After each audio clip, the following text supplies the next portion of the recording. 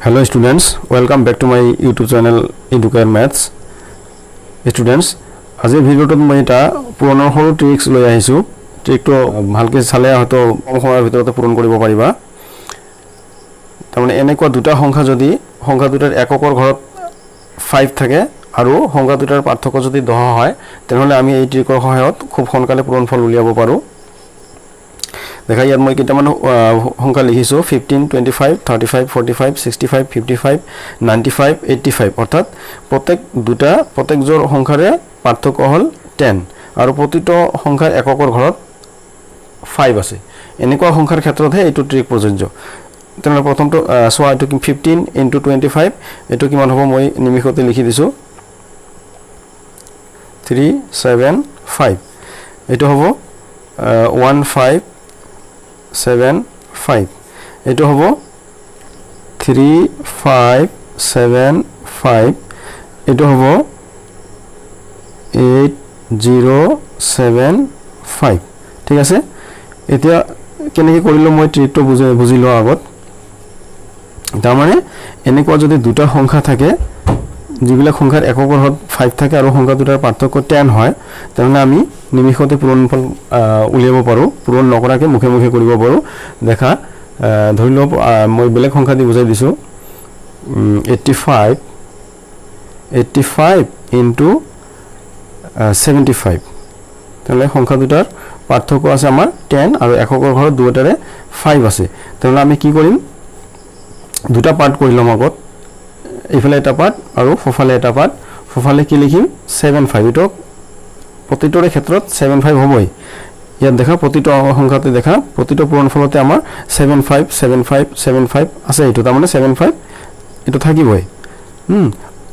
ফফালৰ ভাগটোত 75 লিখিবা আৰু বাফালে কি হ'ব এই যে দুটা সংখ্যা আছে 8 আৰু 7 ইয়াৰ ডাঙৰ সংখ্যাৰ লগত তাৰ ডাঙৰ সংখ্যাটোৰ তাৰ পিছৰ সংখ্যাটোৰে এই সৰু সংখ্যাটো পূৰণ কৰিলে হ'ল। অৰ্থাৎ ইয়াত 1 প্লাস কৰিলে হ'ল।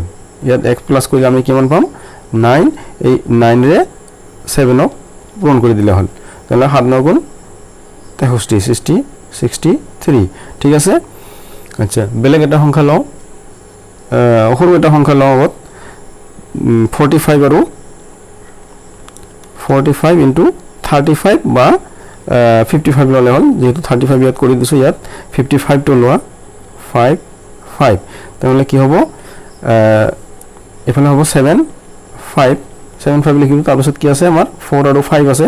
ডাঙৰ সংখ্যা কোনটো 5 তাহলে 5 ৰ পিছৰ সংখ্যাটো হ'ব আমাৰ 6 6 ৰে 4 ক পূৰণ কৰি দিয়া 4 6 গুণ 24 2 4 তাৰ পূৰণফল হ'ব আমাৰ 2475। ঠিক তেনেকে বেলেগ এটা সংখ্যা লও 95 * 95 আছে তো তাহলে তো 75 75 আৰু 85 লও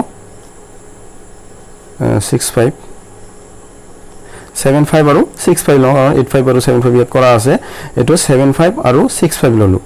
ইয়াৰো পাৰ্থক্য আছে আমাৰ কিমান 10 আৰু দুটাৰে 5 আছে। গতিকে এটো হ'ব 75। এতিয়া দেখা ডাঙৰ কোনটা 7 ডাঙৰ নে 6 ডাঙৰ। যেহেতু 7 ডাঙৰ গতিকে 7 ৰ পিছৰ সংখ্যা হ'ব 8 8 ৰে আমি 6 ক পূৰণ কৰি দিম 6 8 গুণ 48 4 8 তাহলে সংখ্যাটো পূৰণফল হ'ব 4875 ঠিক আছে। আৰু এটা কৰি দিছো মই এখৰ ওপৰৰ এটা কৰি দিছো 115 আৰু 105 115 আৰু 105 ঠিক আছে। তাহলে এটো কিমান হ'ব 75 আৰু এইফালে 5 বাদ দিলে দুটা সংখ্যা পাম আমি 11 আৰু 10 তেনে 11 আৰু 10 ৰ ডাঙৰ সংখ্যা হল আমাৰ 11 গতিকে 11 ৰ পিছৰ সংখ্যাটো লও 12 12 12 ৰে আমি 10 ক পূৰণ কৰিলে কিমান পাম 120 ঠিক আছে। গতিকে আমি এখৰ ওপৰৰ সংখ্যাও আমি এনেকৈ কৰিব পাৰিম। এলা হোমৱৰ্ক তিনটা কেইটামান মই হোমৱৰ্ক দিছো 1 নম্বৰ 100 25 * 115 এটো কিমান হয়